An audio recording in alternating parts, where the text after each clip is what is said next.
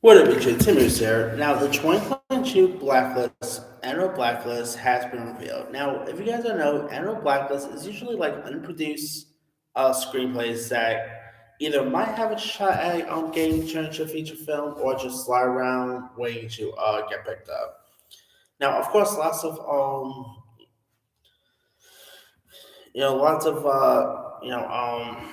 scripts from the blacklist has been turned into features such as Oscar-winning movies like Slumdog Millionaire, Argo, King's Speech. Those are all from the blacklist, which of course got turned into films and won the Oscar for Best Pictures and all. Well, here are the full list of the 2022 blacklists here. And some of them includes like a biopic about Dolly Parton, Britney Spears, and all this. Some really cool stuff here.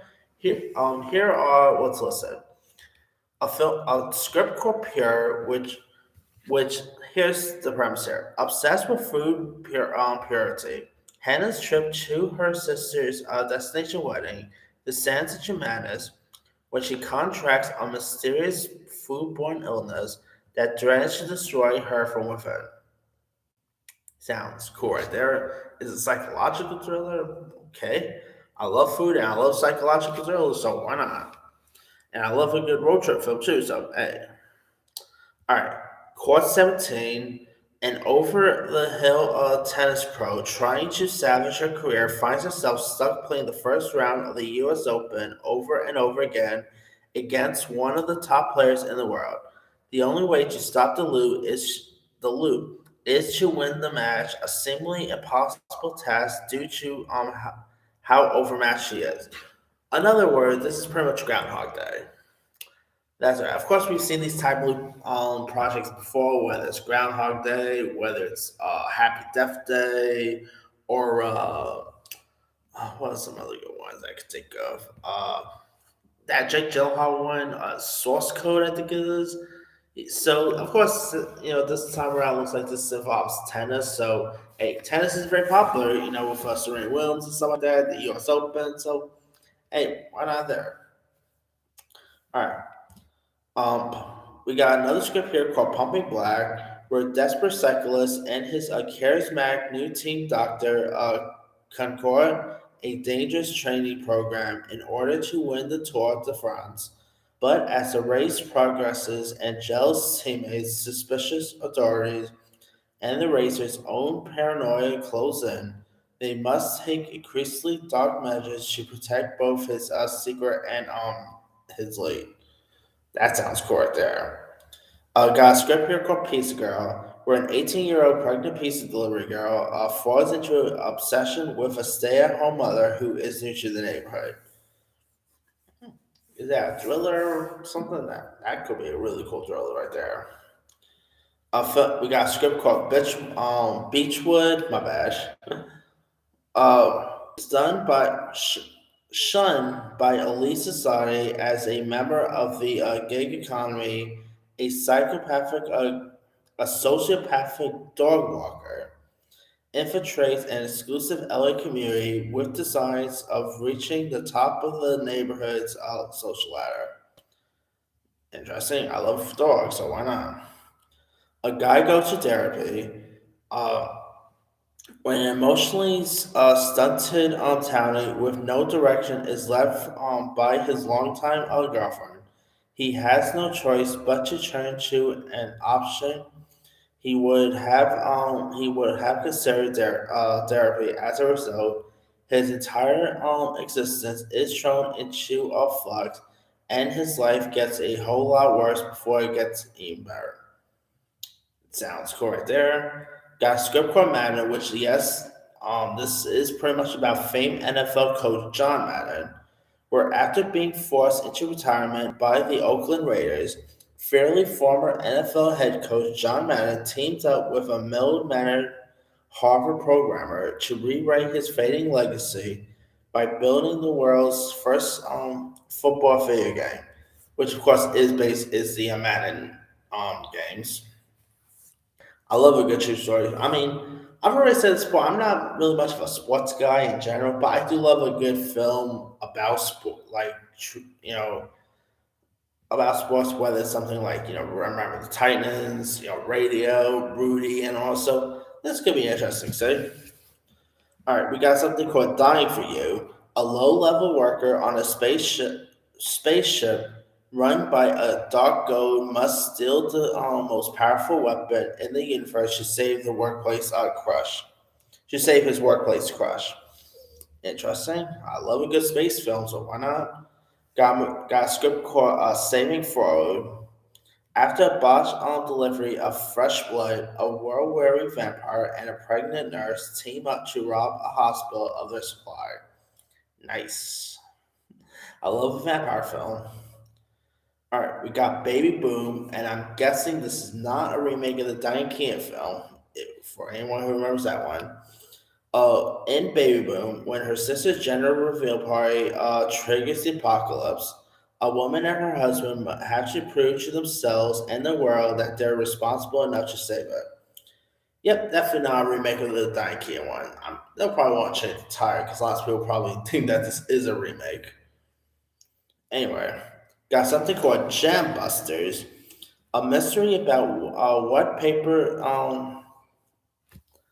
paper jams can teach us about life after an inexperienced detective starts investigating a death at the paper jam department of a major corporation on the verge of a centennial.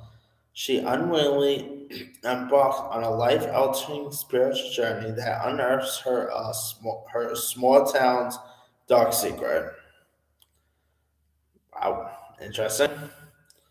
White Mountains, after an interracial couple in the 1960s has a horrifying encounter with a UFO, they set out to discover if it actually happened or if it is just a case of Foley ADX, which is also known as the tire that the Joker sequel is being called for now. Uh, Madness for Two. It's based on a true story of Barney and Betty Hill, like Barney and Betty Rubble, but Hill, funny. We got a script called Goat, where after a promising first round draft pick is advised to train at the private compound of the team's legendary but aging quarterback.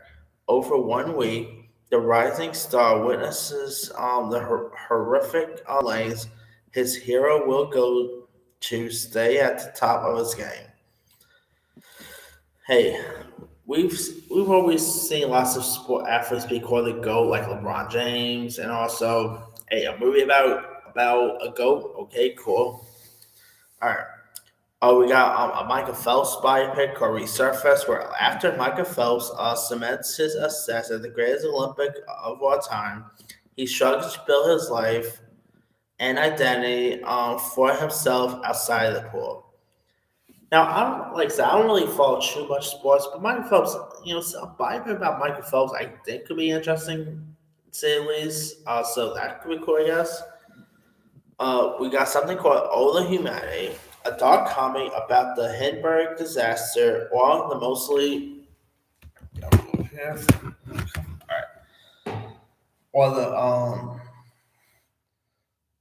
or the mostly true story about one of the biggest mess ups in history, and the assholes who tried to cover it. This is literally the actual synopsis. I'm not even making this up.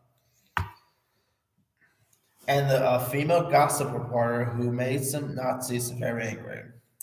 Okay, that could be cool. That sounds like something that Seth Rogen will make. I bet. I mean, yeah, this definitely has a bit of a satire, like The Interview in a weird way. So yeah, I'm down to see that. All right, we got something called There You Are. When a confrontational playwright loses her engagement ring, she must travel to Italy to get it back with a man who was supposed to be just a one night stand, discussing love and lying along the way. Interesting there. Got something called Viva Mexico. When a washed up superhero gets betrayed by Mexican government, he must lead a populist social movement to fight the narcos, topple the government, and free the people. Now, I love, comic book movies, whether it's like DC, Marvel, and all, but it's always cool seeing original superheroes for change, whether it's something like Chronicle, The Incredibles, Super, so this could be interesting. See? All right, we got something called Colors of Dorothy, which I'm not even going to try to read the whole synopsis, but I'll do the best I can here. Escaping his father's shadow, James Sexton, the son of a sheriff in Alabama, joins the LA Sheriff's Department with lofty ambitions of one day becoming sheriff himself. But these dreams quickly sour when he realizes that the department he serves in merit and corruption and a systematic culture of moral depravity, at war with powerful figureheads within the department. Threats of death are looming from all sides. James betrays the department on code of silence in order to criminate his father's close friend, Sheriff Lee Becker. This is based on a true story, so cool. All right. We got something called the Midnight Pool. We're bonded by the loss of his wife to his suicide cult. An embittered investigative journalist infiltrates an elite secret society only to find something far more sinister. Interesting there. Got something called They Came from a Broken World, which is the year 1955. The small town of Boone Forest has provided a local forest as a refuge to aliens fleeing their war-torn planet. A young woman dealing with trauma of her mother's death stumbles upon an alien woman who needs her help. A series of haunting revelations in a refuge forest lets her true unmatchable truth. That sounds really cool. A very original sci-fi film. Okay, could be cool there. All right, now we got a Dolly Parton biopic called Dumb Blonde, which I think a biopic about Dolly Parton is long overdue. I mean, she is one of the most iconic, like one of the major country music artists of all time, and one of the greatest there is. And here's the script here. The origin story of Dolly Parton following her rise through the male-dominated music scene of the late 1960s.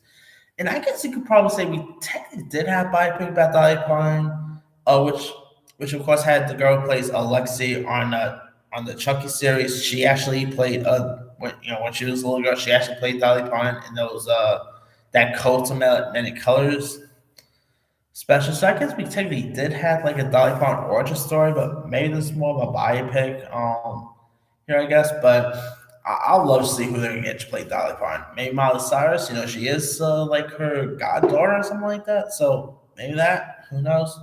I actually saw Dolly Parton in person, by the way. So,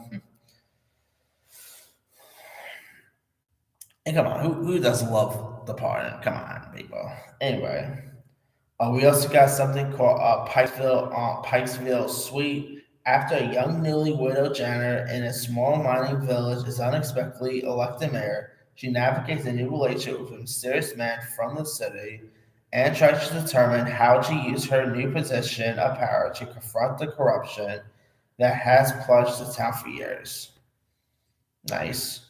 Got something called Wild about a young woman who is determined to protect a thief on a run when he holds up her small town, even if it means revealing a darker, more violent secret of her own. Sounds cool right there. Got something called Clementine. Set in real time, a Colombian mother barely escapes a pawn shop shootout and goes on the run from her violent ex husband, a terrifying mob boss, and a bloodthirsty hitwoman sent to collect an overdue debt, all while trying to keep her diabetic daughter safe. Hey, don't mess with mothers there. Don't you know? Got something called Fog of War. When a retired war journalist returns to the outpost where her son was stationed to investigate the mysterious circumstances surrounding his death, she uncovers unspeakable horrors. Cool right there. Got a Christmas script called Jingle Bell Heist. At the height of the holiday season, two strangers team up to rob one of New York's most famous department stores while accidentally falling in love. If that doesn't sound like a Hallmark film, I don't know what is. That just sounds like a Hallmark film all the way. Like it sounds like Die Hard just meets a Hallmark film, you know? So yeah. Anyway, we got something called Let's Go Again when her domineering director makes her film this same scene 148 times on the final night of exhausting shoot. Actress Annie Long must fight to keep her own sanity as she tries to defer on what is real and what is a part of a twisted game. That there sounds cool. I mean, definitely sounds like Saw, but in the LA acting world, could be cool. All right, we got something called the Americano, where an everyday guy who accidentally starts working as a barista inside the CIA headquarters building gets lured into a spy mission by a beautiful secret agent known only to him as Carmel Macchiato. Nice. Got something called The Boy Houdini, which, of course, yes, is about young Harry Houdini. New York in 1889, when young street urchin and aspiring magician Harry Houdini discovers a mysterious puzzle box, he must use his talent for illusion and escape to unlock the box's powerful secrets and keep it from the hands of vengeful sorcerer hot on his trail. I mean, of course, it was actually reported that there is a new Harry Houdini film. I don't know if this is it or not, but hey, Harry Houdini was, of course, a real person, but you could really do lots of stories surrounding, like, Indiana Jones type stuff with him, so it could be cool, I guess. I mean, it sounds like it could be, I don't know, young Indiana Jones, but with Harry Houdini instead. That's what I'm getting at with this, yeah. All right, we got something called Match Cut.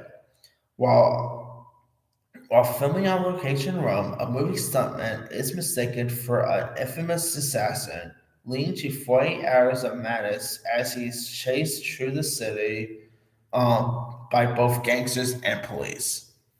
Nice. That sounds like it'd be really cool. Got something called Mega Action Hit. After Hollywood's leading action star hits his head on set and wakes up thinking he's a real life action hero, he embarks on an international mission to track down a real stolen nuke before it's too late. You know what? I don't know why, but this sort of reminds me of that. What was that Rebel Wilson movie that came out a couple years ago? Is it romantic? It sounds a little bit like that, but instead of like the person being trapped in a romantic comedy, he's trapped in an and like think he's an action hero. So this definitely has a little bit of that feel to it. Could be cool, I guess. I mean, this definitely sounds like, hey, anyone who says Hollywood don't make original content anymore, lots of this stuff sounds original.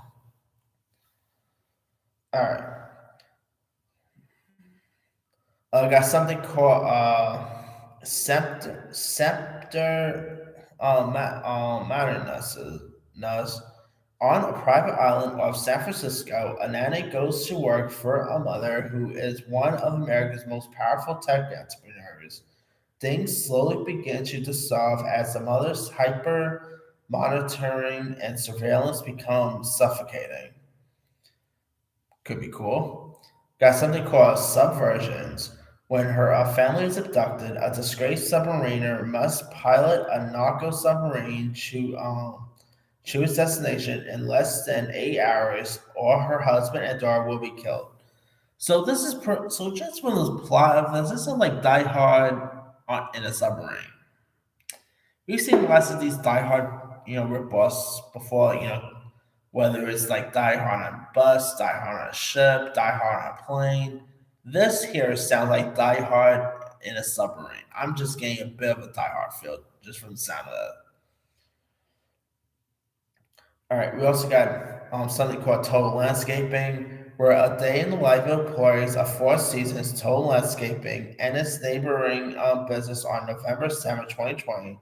The day an average working class strip mall in East Philadelphia became a focal point in the most divisive presidential election in history. I'm not going to go into political details, but just from that, we already know where this is going.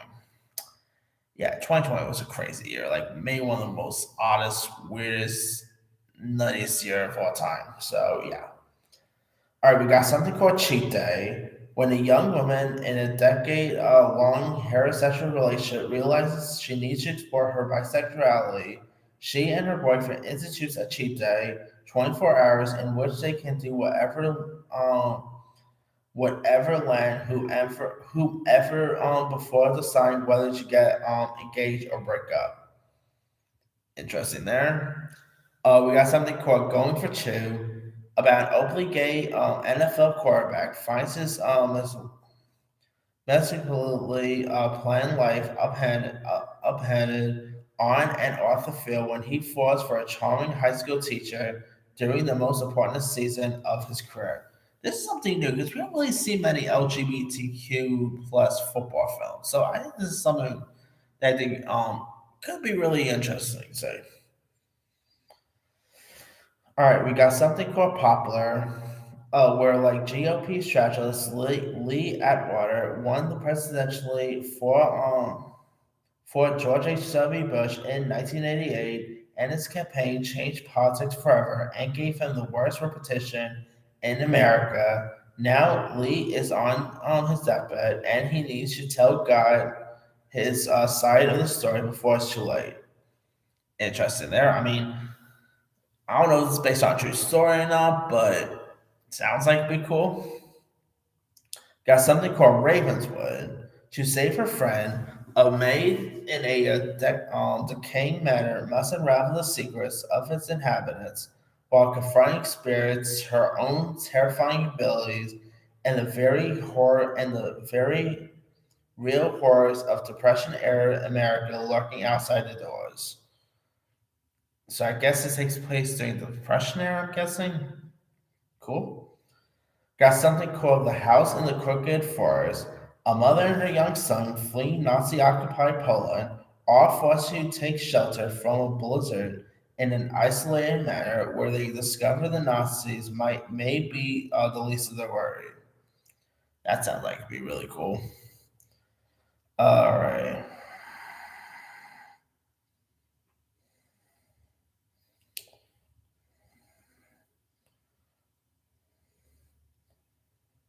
All right, let's see what else we got here.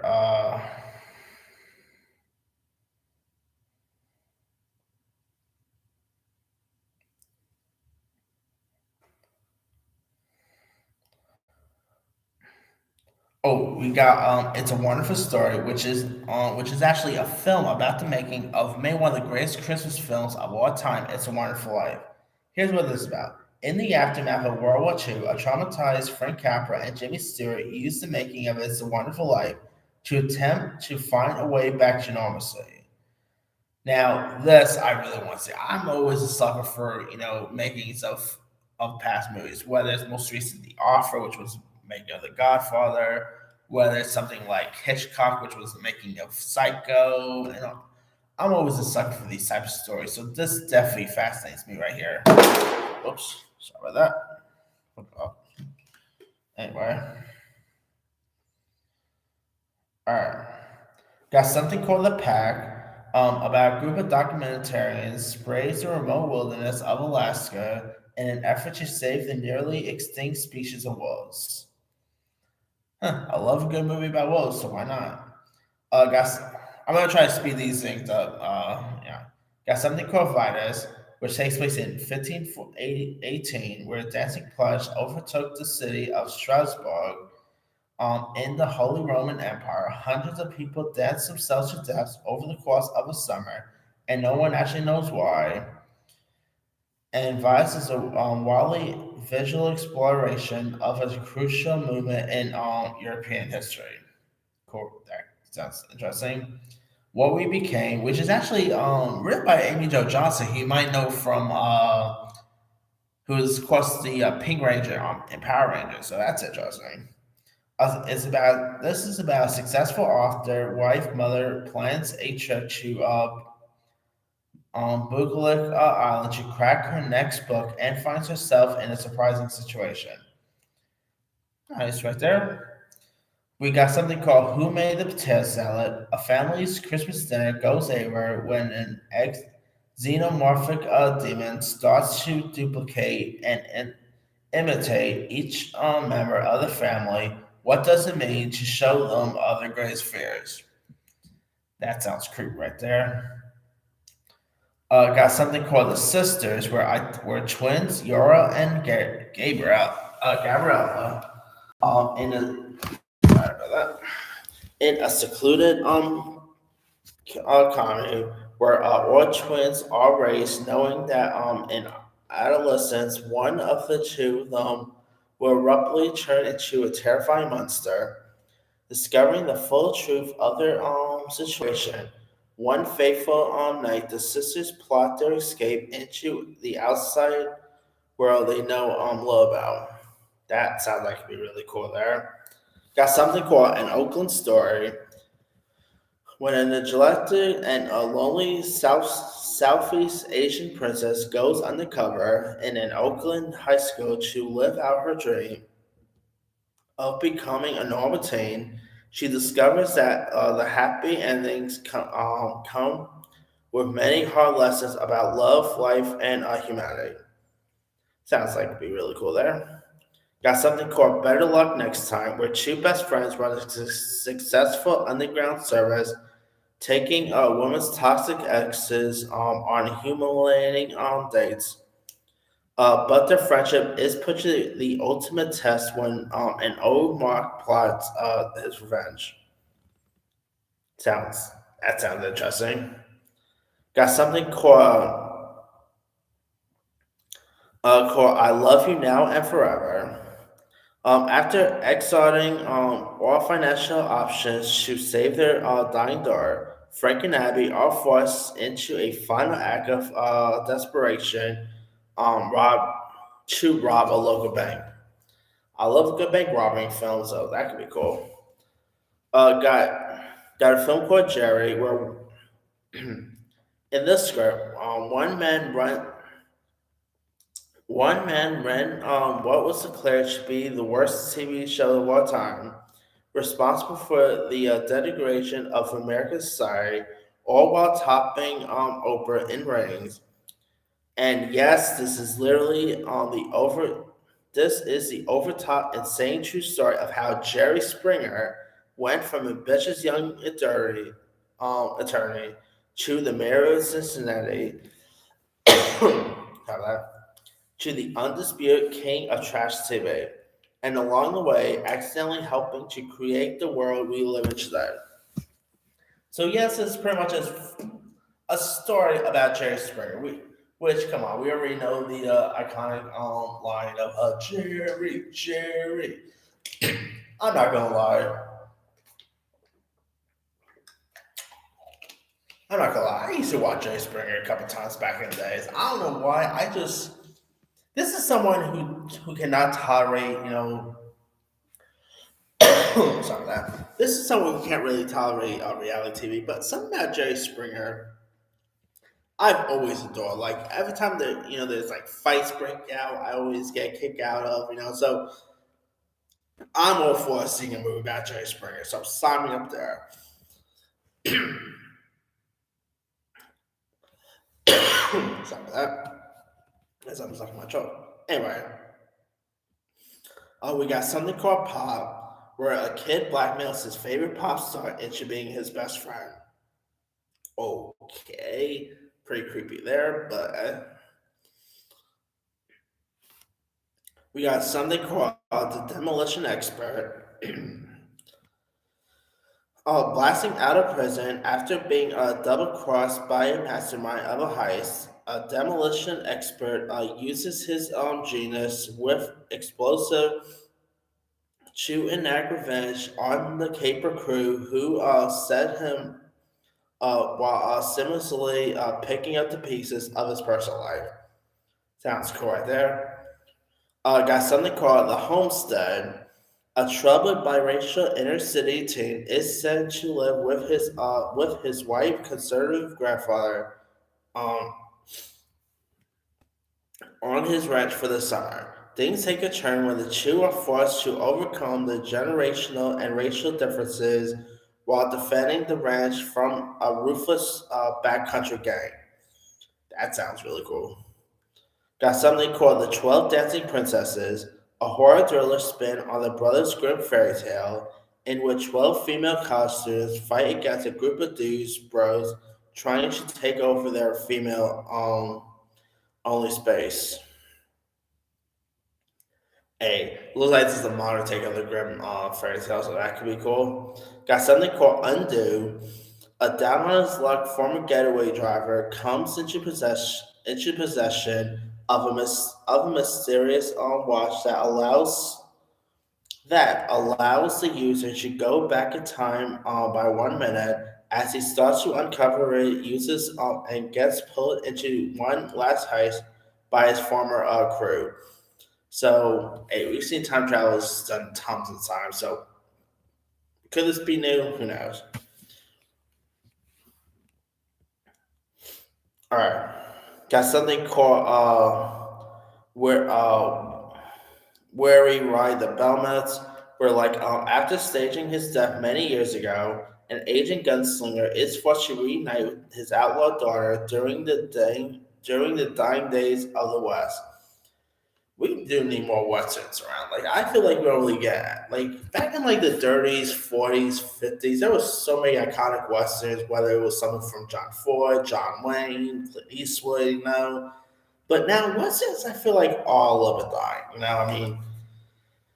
It's a shame because they were really cool. Granted, Western movies was way ahead of my time. Those classic Western movies, but I still always appreciate a good Western. Maybe this could be cool. Who knows? If it gets made, of course. All right, we got something called 2042 6 years ago. 6 years. 42.6 years, my bad. After waking up from a failed experimental life saving procedure in which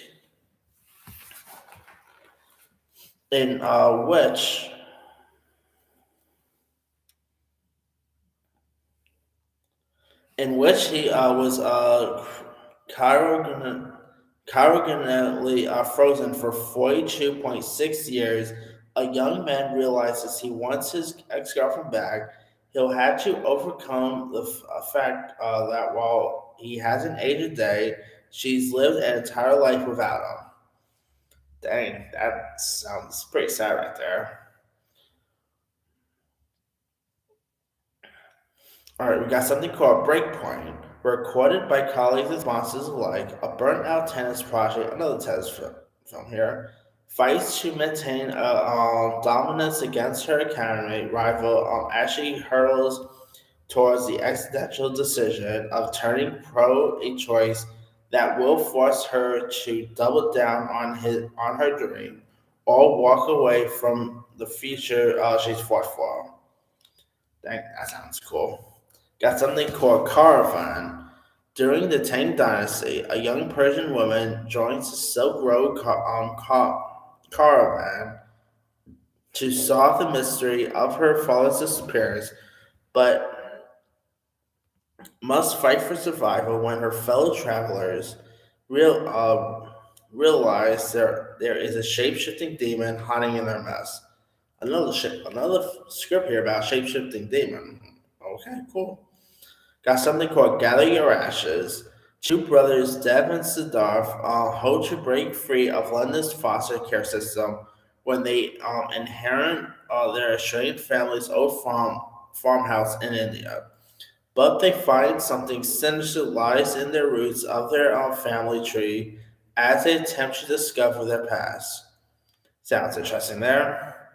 Got something called Himbo, about a naive male stripper attempting to start his life over, finds himself in the crosshairs of his boss's increasingly violent divorce.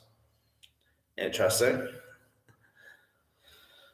Now we got Britney Spears film here called "It's Britney." B. I'm not gonna say the full word. 'Cause I'm not trying to get monetized here. Um, but if you guys know Britney Spears, you know what the full word is. But anyway, here's now is a dramatic and musical character study of global pop icon Britney Spears, leading up to her very public unraveling at the Tarzana hair salon and her recent courtroom victory to win her freedom back. Now we Now, we technically did see a biopic about Britney Spears once, which was called Britney Ever After on Lifetime, which I wasn't so bad and all. And of course, Britney Spears, let's be for real. Britney Spears is one of the most iconic music artists of all time. I've always loved Britney Spears, you know. So I'm really all for seeing a new story about her life. Will Millie Bobby Brown play the role? Because you guys don't know, Millie Bobby Brown did. I think it was either Millie Bobby Brown or probably Britney Spears herself. This states that they want Millie Bobby Brown to play her. So will that be the case? Who knows? All right. We got something called Life of the Party, which I'm guessing has nothing to do with the Melissa McCarthy movie that got released a couple years ago. It's a reimagining of Frankenstein, where two teenage feminists struggle to create the perfect boyfriend, only to watch their experience decorate as he stumbles to the ultimate perpetrator of casual high school misogyny, which is, of course, the football team. Interesting. I mean, we've seen Frankenstein stories happen tons of times, like whether it's Frankie Weenie, I'll say Frankenstein's the most iconic one, so could be cool here. We got something called Red Ball. When a time traveler starts meddling with the past, just as Miles finally meets the love of his life, he must battle ever shifting timelines to find her again. That sounds cool right there. We got something called Wildfire, where after accidentally starting a wildfire, 7-year-old Lou Moot, and and f- from an abusive home, Sally tricks Maribel, a hardworking trans woman, into kidnapping her, sparking a beautifully unexpected bond with a devastating expirational date. That sounds pretty heartbreaking right there. Got something called Below. We're fresh out of a spell in prison. A man attempts to set his life back by working a mysterious job that requires him to seek out life forms hidden amongst us. That sounds cool right there. Got something called Black Dogs, which is based on a novel. So this is not original, technically. In 1973, Led Zeppelin was robbed of nearly $250,000 in cash while playing a series of concerts in New York City. The case was never solved. We followed four young friends from the streets of Baltimore as they attempt to pull off what is possibly the most brazen heist in rock and roll history. That sounds like it could be really cool right there. It doesn't seem like it's a biopic about Led Zeppelin, more like around what happened to them now. Oh, we got something called Black Kite. After a devastating wildfire wipes out a small California town, a teen girl is missing and presumed dead. A year later, an obsessive mother and cynical Austin investigator begins to suspect that she's still alive and in the clutches of a predator. Wow, that sounds really creepy right there. Got something called Chatter. Shredded in a small country town, a young mother battling a painkiller relapse must fight to save her daughter from a dramatic truth fairy. A creepy truth fairy? We've seen them before, so why not? And I don't think the truth fairy here is going to be played by Dwayne Johnson this time around, so yeah. We got something called Craigsaven, about a troubled teen who must confront a local legend when a reappearance of her missing classmate and the fabled ghost ship unravel plans to her own mother's disappearance. Sounds cool and interesting right there. Got something called Eternity. After death, everybody gets 1 week to choose where to spend eternity. For Joan, Larry, and Lou, it's really a question of who to spend it with.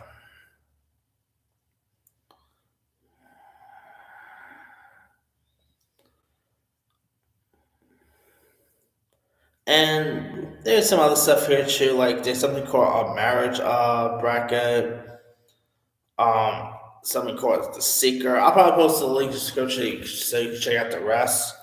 Got something called the trap, where like twin sister trap artists wrestle their own inner demons amid the push to pull off a career stardom. Here, that sounds cool. Got something called "You Are My Best Friend," and that's pretty much it there. But like I said, I'll leave the link in the description below so you can check out the full all the list there. But let me let you guys. Which of these scripts from the Annual Blacklist are you hoping actually gets produced into an actual feature? Which one actually sounds interesting to you? Drop comments below. Don't forget to like, subscribe, hit that bell for notification. This is Henry signing.